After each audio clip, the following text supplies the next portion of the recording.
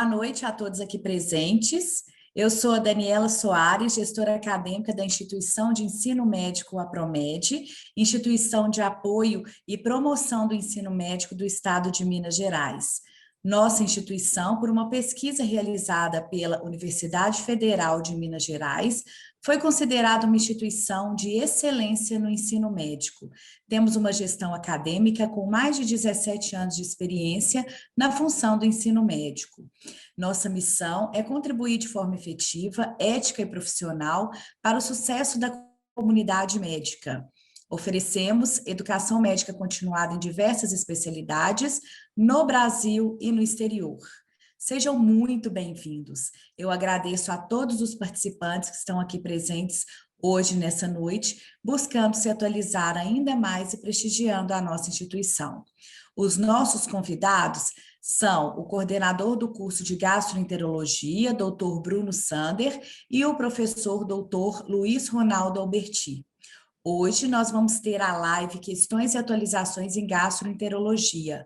Faremos uma revisão teórica e serão discutidos conteúdos super relevantes sobre a área, além de ser um momento de reflexões e de atualizações. Eu tenho um enorme prazer em convidar o Dr. Bruno Sander para conduzir este momento e, na sequência, eu vou apresentar o Dr. Luiz Alberti. O professor Dr. Bruno Sander é doutorando pela UFMG, sócio fundador da clínica Medical Sander, coordenador do curso de gastroenterologia da APROMED Educação Médica. O professor Dr. Luiz Ronaldo Alberti é gastroenterologista, endoscopista há 15 anos, tem doutorado pela UFMG, coordenador da residência do Hospital Felício Roxo, professor da UFMG e do Instituto de Ensino e da Pesquisa da Santa Casa de Belo Horizonte. Doutor Bruno Sander, a palavra está com você. Tenha um ótimo evento. Boa noite, muito obrigado, Dani, pela apresentação. É um prazer participar mais uma vez, né? Estou vendo que já tem bastante pessoas participando. Agradeço imensamente ao doutor Luiz aqui de estar participando com a gente. A presença do doutor Luiz é sempre muito boa. Acho que isso acaba engrandecendo bastante as nossas discussões. E a ideia aqui, pessoal, é a gente discutir questões assim de uma maneira um pouco mais menos formal, um pouco mais descontraída, para que vocês entendam e percebam como isso costuma ser cobrado nas provas, né, de título de especialista, e não só na prova da própria FBG, mas às vezes provas de concurso, prova de prefeitura, alguns fazem esse tipo de concurso, né? Então, eu acho que vai dar uma boa ideia de como isso tudo tem sido cobrado. Eu vou compartilhar a tela aqui dos slides, eu acho que vai facilitar muito, e eu vou apresentando isso aqui juntamente com o doutor Luiz, e assim vai ficando mais fácil para a gente ir discutindo. Eu vou apresentando algumas questões, o doutor Luiz também vai dando os palpites aqui, então, para a gente ter uma ideia de como é apresentado tudo, o Luiz fica à vontade para falar também, quando você quiser aqui entrar nas discussões, e algumas questões eu vou passar um pouco mais rápido. Tem umas 2 ou 3 questões aqui que o gabarito que nós colocamos aqui, é o gabarito realmente oficial que foi divulgado ou no concurso ou na prova, mas a resposta está errada. Inclusive, foram questões que entrou com recurso e tudo, e eu vou explicar por quê, ou vocês já vão perceber desde já, que é outra coisa também que a gente gosta de bater muito aqui nessa questão na APROMED, quando a gente mostra isso para os alunos, às vezes tem um gabarito que não está certo, a gente explica por que não está certo, e aí quando a gente vai olhar na questão, houve recurso, a questão foi cancelada, anulada, alguma coisa assim. Então, vou falando alguma coisa, Luiz, também às vezes uma questão ou outra que você queira ler, eu vou te passando, então a gente vai começando aqui. Essa é uma questão que é mais voltada para a parte cirúrgica, que também é cobrada na prova de título, que é um caso clínico, olha, da USP, 2018, mulher, 65 anos de idade, com queixa de epigastralgia há 3 meses, realizou endoscopia alta, que achou lesão ulcerada em fundo gástrico, 2,2 centímetros, fez a biópsia que confirmou adenocarcinoma gástrico indiferenciado, inclusive é o tipo mais comum de câncer gástrico, adenocarcinoma, né? Aí, células de anel de Synnet, grande problema, né? Então, a tomografia mostrou somente a lesão gástrica sem metástases, então, o estadiamento dessa lesão, então, é uma lesão, nesse caso, localizada in situ. Então, qual que é a opção terapêutica para essa paciente? O que seria o tratamento mais indicado? Ele coloca algumas opções aqui, às vezes até para confundir um pouco. Você vai fazer uma gastrectomia total com linfadenectomia D2, vamos lá direto para D, de dado. Você vai fazer uma gastrectomia subtotal com linfadenectomia D2. Então, a A e a D são as opções cirúrgicas. Você vai operar essa paciente logo de cara, ou você vai fazer quimioterapia e radioterapia neoadjuvante, ou você vai fazer uma terapêutica endoscópica, você vai lá para mucosectomia endoscópica. Então, nesse caso, caso vocês queiram colocar aí no bate-papo, né, alguma sugestão de resposta, o que vocês querem marcar, também fiquem à vontade. Mas nessa daqui, para agilizar, eu já vou mostrar a resposta. Então, onde é a lesão? Lesão fundo gástrico. Então, se é no fundo gástrico, a lesão está lá em cima. O que quer dizer? Não serve a gente fazer uma subtotal, né? Se você fizer uma subtotal, você deixou a lesão no estômago. Nós temos que fazer uma gastrectomia total, porque a lesão, pela localização da lesão. Se a lesão tivesse lá no antro, com essas mesmas características, ok, a gente poderia fazer uma subtotal aí. Mas nesse caso aí, é opção de a lesão fundo gástrico. A gente pensaria, e tem a questão da anel de Synnet. Então, nesse caso aqui, esse é o gabarito, gastrectomia com linfadenectomia D2. Luiz, você que faz muita terapêutica endoscópica, você quer falar por que a gente não poderia fazer uma mucosectomia endoscópica nesse caso? Boa noite, gente. Muito obrigado.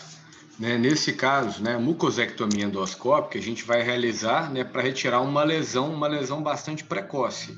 Nesse caso, é uma lesão que já tem mais de 2 centímetros, é uma lesão ulcerada, no fundo gástrico. Então, assim, é uma lesão que é bastante factível para o tratamento cirúrgico, mas já é uma lesão avançada para um tratamento endoscópico. Quando tem uma lesão desse tamanho, com uma úlcera e células de anel de Synnet, o tratamento endoscópico não vai ser curativo. Então, assim, como a gastrectomia subtotal não é possível, só resta realmente a gastrectomia total com linfadenectomia, a D2. Então, a mucosectomia endoscópica não seria indicado pelo, aquelas características e por se tratar de uma lesão, localmente mais avançada. Sim, boa. Tá vendo, pessoal? Então, assim, essa é uma questão que eu considero uma questão bastante fácil, pelo o que a gente vê na prova. Isso é uma questão bem típica e está dentro dos 30% e 40% quase de questões fáceis. Então, isso aí é uma questão que é para vocês não errarem. Então, vamos aqui agora para a próxima. Também, na Unicamp, essa daí. Essa é uma questão interessante, que é, homem, 70 anos, chega ao pronto atendimento com história de vômito com sangue. Então, hematêmesis, às 6 horas. Ele é hipertenso, está em uso de captopril, tem artralgia e está usando diclofenaco. Interessante, um achado interessante. Ele faz uso de anti-inflamatório. Hábito etílico, 2 cervejas no fim de semana. Então, ele bebe pouco, né? No exame físico, ele está descorado, 2 cruzes em 4, com a frequência cardíaca já mais alterada, um pouco taquicárdico, pressão já um pouco mais baixa, o abdômen flácido, está indolor, né? E não tem no toque retal, não tem sangue. A hemoglobina, 6,5. Então, já caiu bastante, ele já sangrou muito. RNI normal. Então, o que a gente vai pensar nessa questão? qual que é a provável etiologia desse sangramento e o que a gente vai fazer.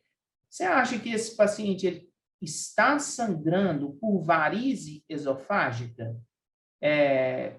E se for varize esofágica, você vai fazer o quê? Uma endoscopia digestiva, vai passar um balão Blackmore? Ou você acha mais provável que seja uma úlcera duodenal sangrando, e nesse caso você faria uma endoscopia, ou primeiro você vai reposição volêmica com a transfusão, porque a hemoglobina está baixa, né? Ou seja, nesses casos, o que é o indicado? Estabilização clínica é a primeira coisa. Então, aí você vai me falar assim, mas poxa, eu não sei aqui se é varize ou se é úlcera. Então, vamos no óbvio. É assim que eu acho que a gente tem que resolver a questão. Hemoglobina 6,5, o cara está taquicárdico e hipotenso. Qual que é a primeira conduta que vocês vão fazer? Estabilização clínica, é a primeira coisa. Qual que é a única alternativa aí que te dá essa opção de reposição volêmica, transfusão de sangue, para estabilizar o cara? Letra D. Então, é isso. Vamos estabilizar o paciente primeiro. Então, a única opção aqui para estabilizar o paciente é a letra D. Tá aí é a resposta oficial. Mas é porque eu não sei, poderia ser uma varize de esôfago. Sim, poderia ser. Eu não estou dizendo que nesse caso não poderia, apesar de ter o diclofenaco ali, que faz a gente pensar, nos induz a pensar numa úlcera duodenal, mas não brigue com a questão. Não adianta você ficar lá discutindo com a questão, imaginando que poderia sim ser uma varize, se a conduta inicial vai ser estabilização clínica. Então, nesse caso, a única opção que te dá a estabilização clínica é a letra D. Então, vai lá e marca a letra D e não briga se é varize ou se é úlcera. Se a letra D está te dizendo que é úlcera, então, nesse caso, foi úlcera mesmo. Luiz, algo a acrescentar? O que você acha? Exatamente, Bruno. Né? Frente a qualquer caso de sangramento, né, a primeira coisa realmente é a estabilização clínica. Inclusive, tem alguns trabalhos, tem um trabalho canadense que mostrou que no hospital onde não tem endoscopia, os pacientes sobrevivem mais. Por quê? Como não tem endoscopia, você vai tentar clinicamente estabilizar o paciente, transfundir, reposição volêmica, as coisas todas, para depois transferi-lo para um local, né, onde ele consiga fazer o procedimento. Então, a estabilização clínica é mais importante do que a endoscopia. Logicamente que, uma vez que haja indicação de fazer endoscopia, existem períodos onde ela deve ser realizada, né, em até 6 horas e até 12 horas. Mas, inicialmente, é a estabilização clínica o ponto-chave principal. Sim, que é o gabarito da questão, né? Eu acho que aqui o grande segredo dessa questão foi isso. A letra D é a única que diz isso. Então, nós não vamos discutir de onde veio o sangramento, se é esôfago ou duodeno. Nós vamos estabilizar. E a única que te dá essa opção é a letra D. Então, simples. Você vê que não é difícil, né? Outra aqui, um assunto que cai muito, em relação ao câncer gástrico, o que está correto? Qual que é a afirmativa verdadeira? Forma intestinal do adenocarcinoma está associado com maior frequência à atrofia da mucosa gástrica. Forma difusa tende a ocorrer em paciente mais idoso. Os linfomas não Hodgkins representam cerca de 35% dos tumores gástricos malignos. Os leiomiosarcomas ocorrem com maior frequência em jovem do sexo feminino, apresentando quase sempre crescimento intraluminal proeminente. E os carcinoides associados à anemia perniciosa localizam principalmente na região antropilórica. Essa questão é interessante porque câncer gástrico vai cair na prova. Câncer gástrico é certeza. Vocês podem esperar que haverá lá questão com câncer gástrico. Isso é certeza absoluta. Nesse caso aqui, a alternativa correta é forma intestinal do adenocarcinoma associado geralmente com atrofia de mucosa gástrica. Forma difusa do adeno, paciente jovem, linfoma não Hodgkin, não representa 35%, é muito menos. Leiomiosarcoma, né, o mais frequente, jovem de sexo feminino, né, apresentando quase sempre o crescimento intraluminal, que não é proeminente. E assim vai. Eu não vou discutir todas as alternativas para não demorar tanto, para não atrasar, né, as questões. Mas é para que vocês tenham uma boa ideia de como é que é cobrado essas coisas. Luiz, vou te deixar passar essa questão aí. Vai lá que é com você. Tá ótimo. Então, né, essa questão fala das assertivas a seguir sobre complicações gastrointestinais graves induzidas por anti-inflamatórios, né, não esteroides. Então, né, primeira coisa, idade avançada, né, doenças multissistêmicas, uso de clopidogrel são fatores de risco.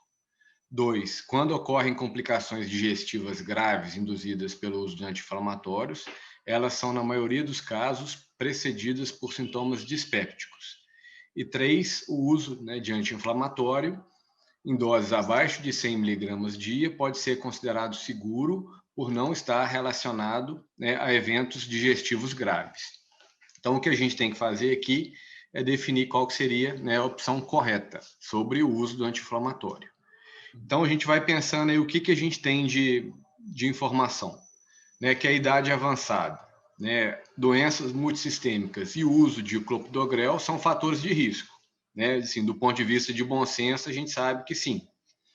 A questão 2, né, o que acontece, né, que na grande maioria das vezes que o paciente usa um anti-inflamatório e tem uma complicação desse uso, ele não é precedido por sintoma dispéptico.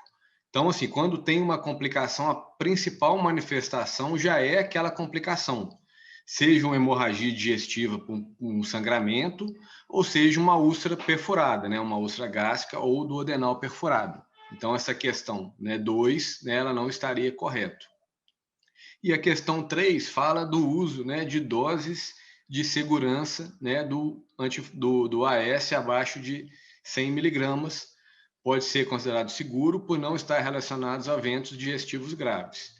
Né, habitualmente, o que a gente vê, né, a dose utilizada é uma dose relativamente segura, mas ela eventualmente, ela pode ser relacionada a episódios de sangramento, principalmente se for em idade avançada, paciente em uso, né, de algum outro tipo de anticoagulante ou alguma característica. Então, essa questão 4, né, a opção correta seria, né, o Bruno poder passar, a questão 1. Né? Então, como fator de risco, clopidogrel, doença multissistêmica e idade avançada. E a pegadinha que a gente tem que guardar aqui é o paciente que usa, né, um anti-inflamatório por algum motivo e vai ter algum problema para aquele anti-inflamatório, a gente não tem nenhum sintoma leve que vai preceder. Ou ele vai sangrar de cara, ou ele vai ter uma úlcera perfurada como primeira manifestação. Então, a gente não dá tempo de perceber que o paciente está sentindo uma dor que pode ser pelo uso do anti-inflamatório e atuar. A gente acaba já atuando na vigência, né, realmente de uma complicação. Então, questão correta, apenas a questão 1, alternativa 1. Questão também muito boa, né? Olha, isso. Outra coisa que interessante, disfagia, né? Dificuldade de deglutição. No caso, pode ser orofaríngea ou pode ser esofágica. Então, aqui, ele já te deu essa informação. Olha, tem 2 tipos. A questão está já te informando isso. Aí ele te vem a pergunta. Então, a respeito da disfagia, o que está certo? Nos casos de disfagia acompanhada por tosse e engasgo, você vai procurar uma causa esofágica. É isso? Ou seria uma causa orofaríngea? O divertículo de Zenker é causado pelo aumento da pressão hipofaríngea durante a deglutição. Tá, ok. Na disfagia mecânica, existem alterações nos impulsos nervosos, com peristalse reduzida. Alteração no impulso nervoso? Então, vamos pensar. Disfasia esofágica mecânica pode ser causada por demências e polimiosite. Será que é a mecânica esofágica ou seria a orofaríngea? A disfagia orofaríngea motora pode ser causada por abscesso retrofaríngeo. Também, essa questão, na realidade, ela é muito maldosa. Ela faz essas trocas, né, do que é orofaríngea, do que é esofágica. Nesse caso aqui, ele está te pedindo a correta. a correta, que pelo gabarito seria a questão mesmo do divertículo de Zenker, né? Que inclusive a gente pode fazer o tratamento endoscópico, não é isso, Luiz, do divertículo?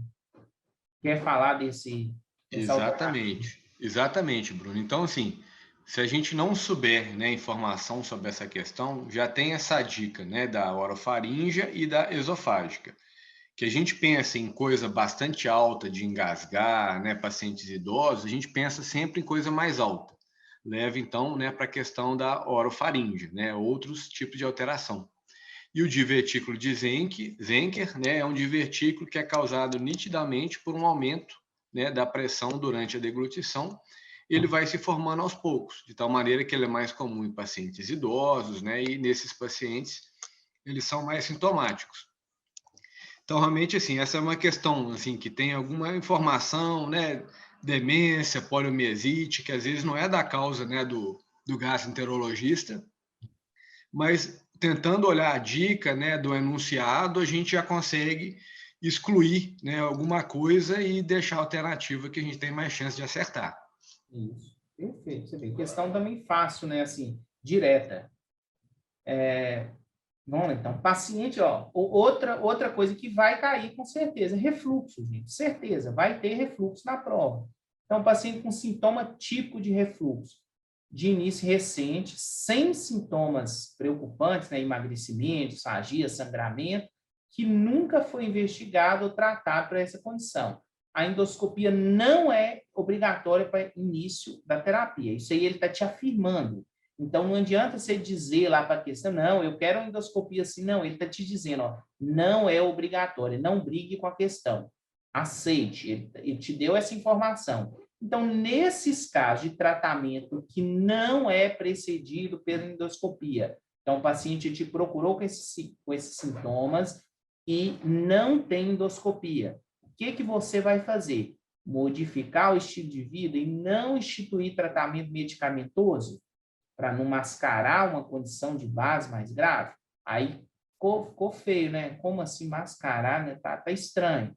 Iniciar tratamento padrão, inclusive medicamentoso, e, havendo resolução dos sintomas, mantê-lo, mas em doses progressivamente menores. Ele está dizendo assim, ó, você vai manter e vai tirando o medicamento. Obter a endoscopia ao final do tratamento, mesmo que os sintomas tenham desaparecido, já vão parar de ler por aqui, né? Ele mesmo falou lá, não é obrigatório para início, e se o tratamento sumiu, você vai pedir, se resolveu, você vai pedir endoscopia? Aí não, né? Complicou. Então, utilizar o mesmo tratamento preconizado para pacientes que realizaram endoscopia e não revelaram esofagite erosiva. O que ele está te dizendo? O paciente tem sintomas, mas ele não tem uma alteração na endoscopia. Então, você vai tratar os sintomas, você vai dar o tratamento medicamentoso, independentemente da endoscopia ter te mostrado uma esofagite erosiva, já que esse paciente tem refluxo. É isso, né? Fica um pouquinho mais fácil, assim. Então, o gabarito é esse, é utilizar isso mesmo tratamento preconizado, né? Para pacientes que realizaram endoscopia e não tem esofagite. Alguma coisa a acrescentar aí, Luiz? Isso, Bruno. E aí, assim, a pergunta, por que a letra B, né, estaria errada, né, da questão do tratamento padrão, inclusive medicamentoso? Né, você vai ter que quantificar a história do paciente para definir como é que você vai tratá-lo. Né, eventualmente, com mudança, né, de comportamental, alimentar, né, de hábito, você consegue oferecer uma melhora sem o tratamento medicamentoso. Então, essa resposta estaria errada basicamente por isso. Né, tratamento padrão, inclusive o medicamentoso, vai depender, né, do grau de sintomas, das manifestações. Por isso, então, que a questão D está correta, que você vai usar o mesmo tratamento que você realizaria num paciente que fez endoscopia e não mostrou nenhum sinal evidente de refluxo. Mudança comportamental, comer, né, mais vezes ao dia em menor quantidade, levar a cabeceira e aquelas coisas todas.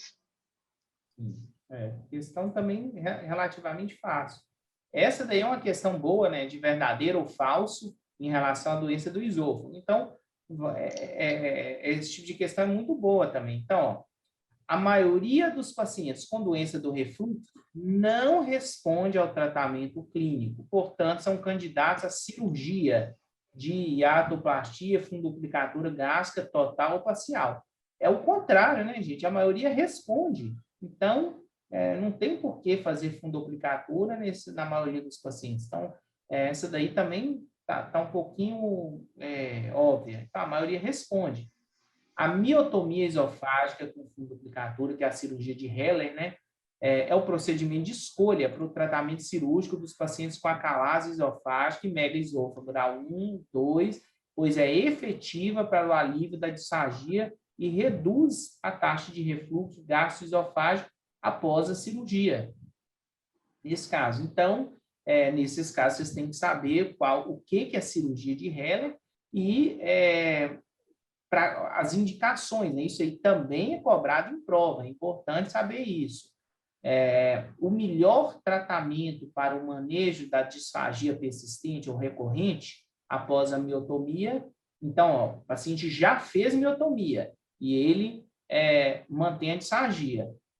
Um paciente com megaesôfago é controverso e as opções terapêuticas incluem cirurgia revisional, dilatação pneumática ou esofagectomia. Então, a própria questão já está te falando aí, ó, é controverso, e é controverso porque, olha, você escolhe qual dessas três que você quer fazer com que o paciente seja submetido. Alguns vão indicar uma coisa, outros vão indicar outra, só por aí já existe essa controvérsia. E, por último, a cirurgia antirrefluxo para pacientes com doença do refluxo gastroesofágico associada ao Barrett é a melhor opção terapêutica. Ok, até aí está indo bem. Pois leva à regressão completa do Barrett em cerca de 80% dos pacientes, reduzindo o risco de adenocarcinoma esofágico. Aí já bagunçou o negócio, né? Então, pelo gabarito, aqui nós ficamos. Primeira verdade falsa e a última falsa também. E as duas do meio são verdadeiras, igual eu já falei. Ô Luiz, você quer comentar a última alternativa, que é a letra... Sim. Por que é falsa? A cirurgia antirrefluxo, né, ela vai ser usada para tratar o refluxo gastroesofágico, estando ou não associado ao esôfago de Barrett. Mas ela não é indicada, né, para tratar o esôfago de Barrett, que a cirurgia antirrefluxo não vai tratar o esôfago de Barrett. Ela vai tratar o refluxo e, eventualmente, o tratamento desse refluxo pode levar a uma melhora do Barrett, mas não acontece em 80% dos pacientes. Então, na verdade, a cirurgia para tratar refluxo, tratamento de Barrett, não é desse jeito e a gente tem que ver quando fazer ou não. Sim, exatamente. Essa daqui, ela forçou bem na alternativa aqui desse negócio, principalmente dos 80%. Ó, então, essa daqui é uma questão muito interessante. Ó. O paciente foi submetido a uma gastrectomia a Billhart 2, devido à doença péptica. Então, Billhart 2 é aquela anastomose onde vai ter refluxo de bile ainda para o estômago, né? É diferente da B1, onde é feito mais embaixo. Essa daí vai ter refluxo de bile. Vem relatando, então, discreta perda de peso e agravo dos vômitos biliosos, lá na anastomose, está refluindo bile. Foi submetido a endoscopia digestiva alta, que evidenciou gastrite erosiva intensa, associada a importante refluxo de bile. Devido à intratabilidade clínica, foi decidido pelo tratamento cirúrgico. Então, a questão já te falou o seguinte, ó, esse paciente será submetido a uma nova cirurgia. Não adianta brigar com a questão, falar, não, mas por que não tenta o tratamento clínico tal ou esse? Não, a questão já está te impondo isso, ó, será cirurgia. Qual cirurgia você indica que vai ser feita? Pronto. Uma gastrectomia total com reconstrução a Billhart 2, então ele vai se fazer uma gastrectomia total com Y de Hooks, ele vai ser uma conversão da anastomose a B2 em Y de Hooks, para diminuir esse refluxo, que é mais baixo, no caso, uma gastrectomia subtotal com reconstrução a B2 ou nenhuma das anteriores. Aqui, então, gente, ó, Vamos pensar, então, que você não tem nada de cirurgia, você não sabe o que é uma cirurgia AB2. Vamos, então, o que é a questão que eu estou te mostrando? O paciente ele já tem uma B2, uma anastomose AB2, e está tendo problemas. Você vai manter essa B2? Não. Então, já vamos eliminar a letra A e a letra D de cara, porque se o problema é na B2, você não vai trocar por outra B2, você vai continuar o problema.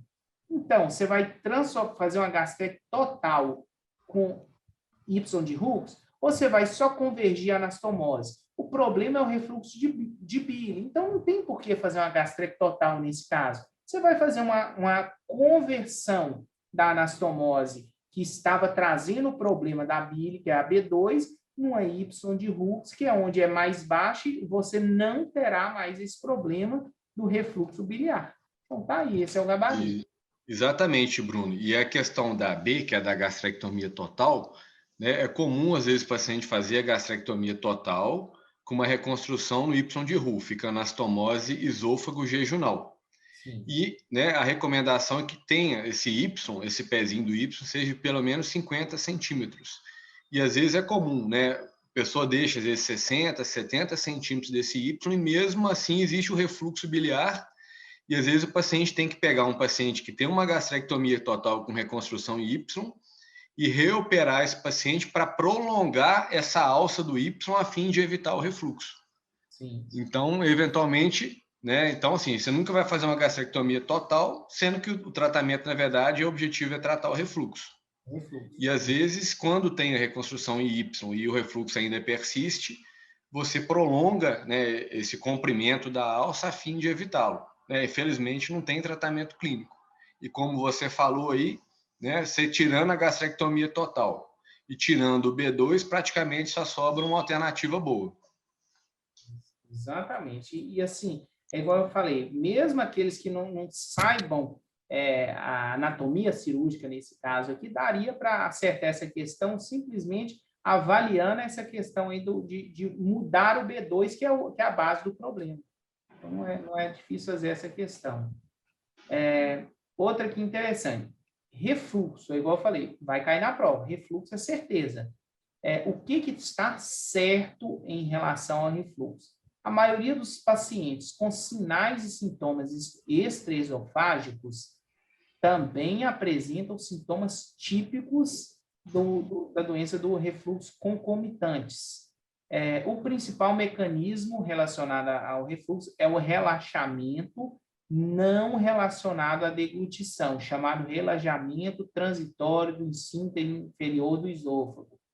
A falta de resposta ao tratamento clínico com IBP é uma indicação ao tratamento cirúrgico do refluxo. Paciente que apresenta na endoscopia digestiva uma das soluções de continuidade da mucosa com mais de 5 milímetros e que se estendam entre duas pregas longitudinais, são classificados como losanges B. E, por último, antagonista dos receptores H2, assim como os IBPs, são drogas seguras, bem toleradas e resultam em inibição completa da secreção ácida.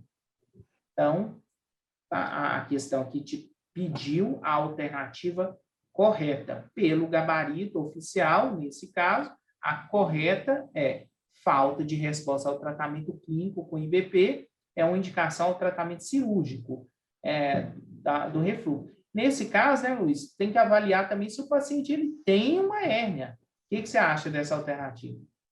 Exatamente, Bruno. Assim como a falta de resposta ao tratamento clínico, né, é uma indicação para o tratamento cirúrgico, a boa resposta a um tratamento clínico num paciente que tem hérnia dá um dado indireto que possivelmente ele vai ter uma boa resposta, né, se ele fizer a cirurgia. A questão da letra D, né, aí é bastante específico, né, se a pessoa não trabalha com endoscopia, né, ela não vai saber, né, tem essa dificuldade, porque a classificação de Los Angeles, grau B, são aquelas erosões que têm mais de 5 milímetros, mas que elas, né, não são confluentes, né, elas são separadas. E aqui, então, elas não se estendem entre duas pregas longitudinais. Seria então, essa está errada por isso. Tem a dificuldade porque se a pessoa não decorar a classificação, ela não vai conseguir saber, né? mas a falta de resposta a um tratamento clínico, né, é uma indicação para o tratamento cirúrgico. Então, assim, pelo bom senso, a gente pensa que essa seja uma boa resposta. E quando a gente pensa em refluxo, quando você usa IBP, é importante lembrar que você está diminuindo o ácido que é refluído pelo esôfago, mas o problema mecânico vai acontecer do mesmo jeito. Então, às vezes, o paciente tem um refluxo, ele usa um IBP, né, vai melhorar aquela queimação retroesternal, mas ele pode persistir tosse e outras manifestações, né, extraesofágicas, porque o efeito mecânico daquele líquido subir no esôfago continua do mesmo jeito. Exatamente. Questão também bem elucidativa, né? Não é uma questão difícil. Essa daí, Luiz, que realmente essa questão, quando eu li, reli tudo, eu acho que você vai... Isso aí, basicamente, vamos passar ela bem rapidinho, mas é o seguinte.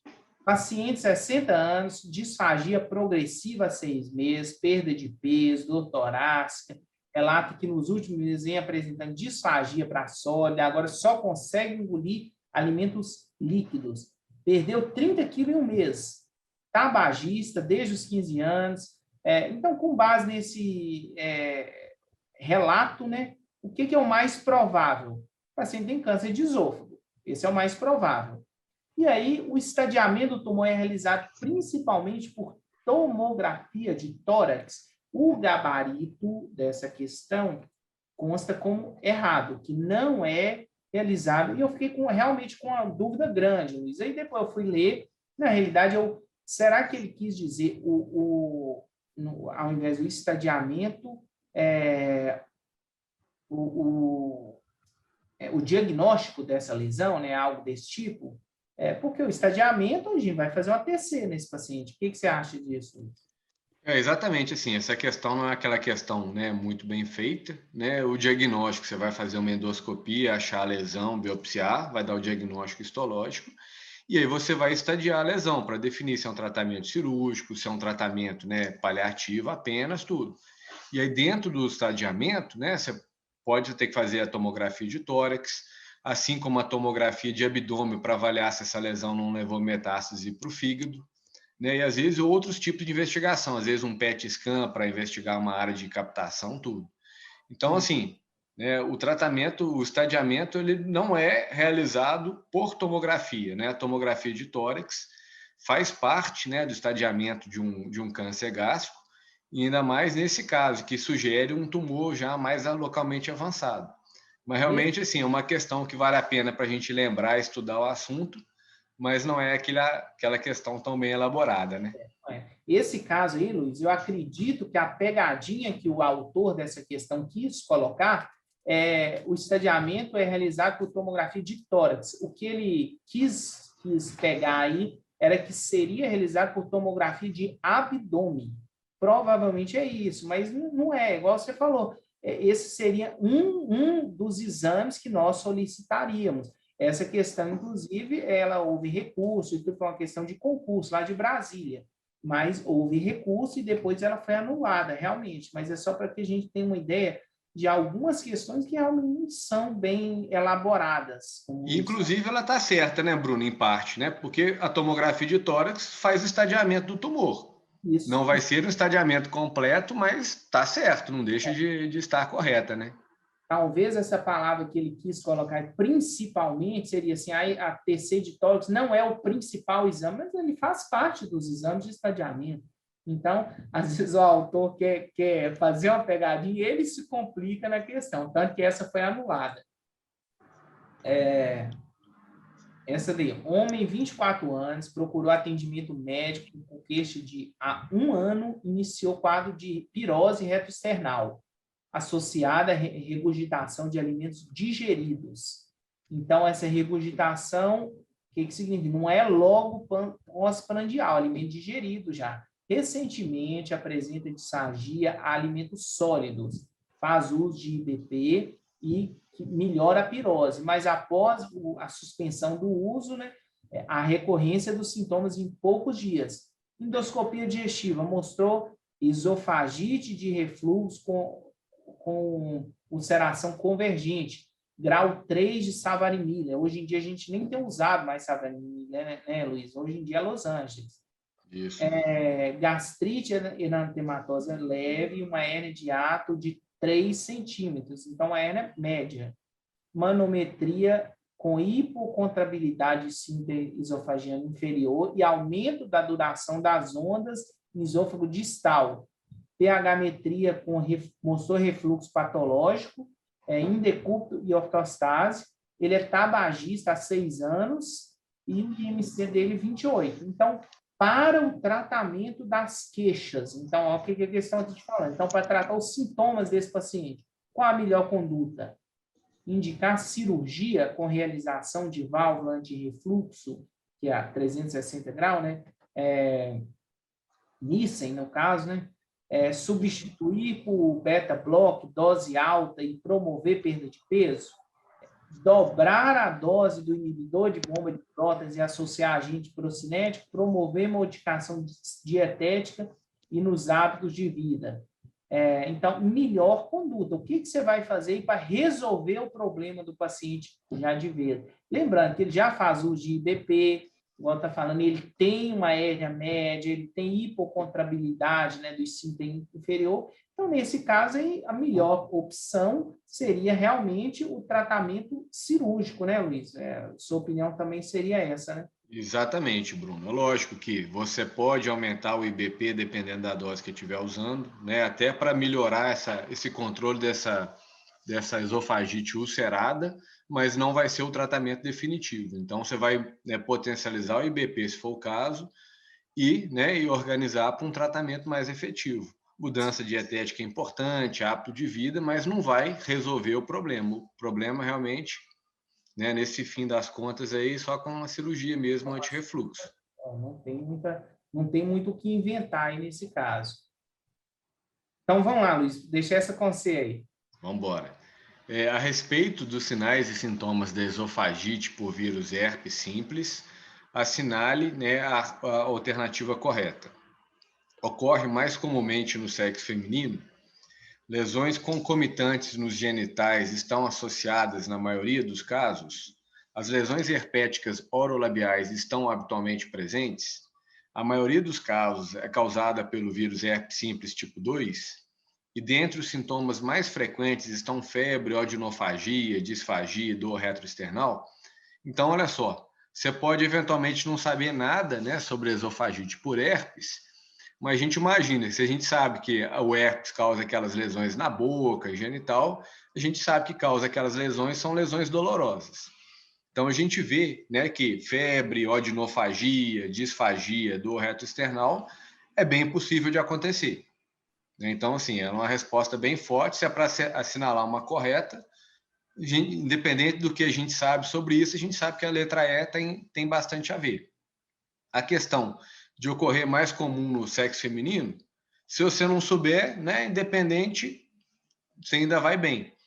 Né? A questão de ter lesão concomitante, né, não necessariamente, o paciente habitualmente pode apresentar, né, já ter apresentado episódios pregressos de herpes, né, oral, tudo, mas não é lesão concomitante na grande maioria das vezes. Da mesma maneira que a lesão herpética orolabial, elas não estão habitualmente presentes, elas já podem ter acontecido, né, ou tem história de já terem acontecido algumas vezes, mas geralmente não se associa com herpes, e a maioria dos casos é por herpes, né, por vírus tipo 1. Então, assim, mesmo se você não souber da doença, né, pelo bom senso aí de ter dor, disfagia, dor retroesternal, a gente chuta que a letra E seria, né, a resposta mais correta. Então, às vezes, mesmo se você não souber, pensar um pouquinho de bom senso, ver o que o título da questão dá de dica, o que você consegue aproveitar, e lembrar que você tem que assinalar a resposta que seria, né, assim, que tem mais a ver com o enunciado aí, né? Então, a E, né, seria, né, a alternativa correta nesse caso. Opção. Aí, de novo, né, outra esofagite pela herpes. Então, já para a gente lembrar, então, o que seria. Então, é o diagnóstico da endoscopia digestiva, né? Então, sobre os aspectos na endoscopia, o que a gente vai ver? Úlceras bem circunscritas, aqui houve um erro de digitação, mas aqui eu acho que é com vesículas Então seriam úlceras bem delimitadas, né, com presença de vesículas no esôfago. Podem ser encontradas pequenas placas com erosões centrais, assim como lesões vesiculares superficiais. Pode observar mucosa friável e eritematosa. Localiza-se preferencialmente no esôfago proximal e médio. E aí está te pedindo qual que é a correta. Seria a alternativa, a verdadeira, né? Então, nesse caso, aí, pelo gabarito, seriam as 3 primeiras, elas estão certas, e ele localiza preferencialmente esôfago distal, por isso que a 4ª é errada, né? A características da lesão é isso mesmo, que a 1, 2 e 3 está esclarecendo, e a 4 ela está errada porque o local mais comum é o esôfago distal, não o esôfago proximal e médio. Então, isso são características, para os endoscopistas, né, que estão acompanhando aqui, quando eles veem esse tipo de lesão no esôfago, é uma lesão bem característica que já faz com que a gente pense mesmo em esofagite por vírus de herpes, né? É uma lesão bem característica. Vamos lá, Luiz, essa de Zenker de novo. Vamos lá. Então, assim, dentre os sintomas apresentados em pacientes que apresentam divertículo de Zenker, o mais precoce é. Então, lembrando que o divertículo de Zenker é aquele divertículo, né, logo no comecinho do esôfago, né, passou o músculo cricofaríngeo, logo na parte inicial do esôfago proximal. Então, o que a gente vai pensar, né, de manifestação? Regurgitação. Regurgitação, a comida tem que descer e depois tem que subir. Alteração da fala, né? Lembra que quando o paciente alimenta no divertículo de Zenker, a comida desce, fica parada naquele divertículo e o paciente depois tem dificuldade, né, de se alimentar.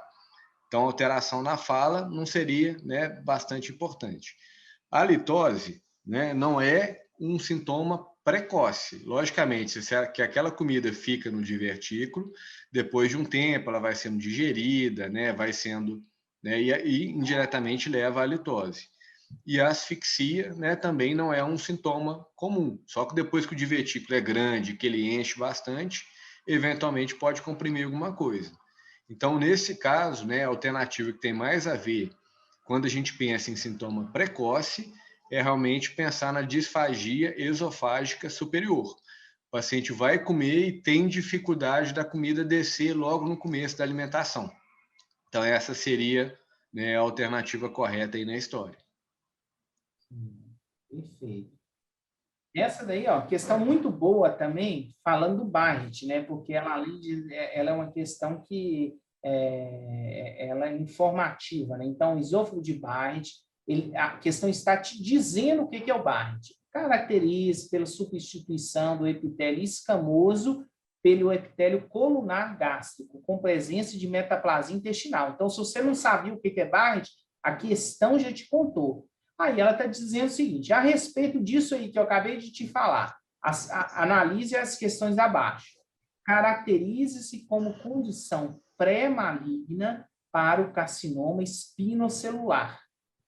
Verdadeiro ou falso? Você sabe que o Barrett é pré-maligno, ok, mas é para carcinoma espinocelular? O risco de progressão do esôfago de Barrett para displasia de alto grau e câncer está associado à obesidade central também. Então, ele está te dizendo, olha, além do Barrett, a obesidade central vai te aumentar o risco do desenvolvimento de câncer nessa lesão. O diagnóstico histológico baseia na identificação de células caliciformes no epitélio colunar em fragmentos de mucosa do esôfago colhido por meio de biópsia. Ele está te reforçando o que ele te disse lá no enunciado. Então, ó, não está difícil. Lesão que invade a submucosa geralmente não estão associadas, né, a metástases linfonodais. Então, aí, pelo o gabarito oficial da lesão, a 2 e 3 estão corretas. A 4 ela está errada, porque lesão que invade a submucosa geralmente estão associadas a metástases. E a letra A lá, você quer falar, Luiz, da primeira? Exatamente. Né? O Barrett é uma alteração no esôfago distal. No esôfago distal, o mais comum é o adeno, né, carcinoma. Então, o Barrett é uma condição pré-maligna para o adenocarcinoma. Né? O tumor espinocelular, o carcinoma de células escamosas, é mais comum no terço médio, e no terço distal e associado ao Barrett, a gente vai pensar em adenocarcinoma. Né? Câncer é no esôfago, mas a abordagem terapêutica é completamente diferente. E Barrett, adenocarcinoma. Perfeito.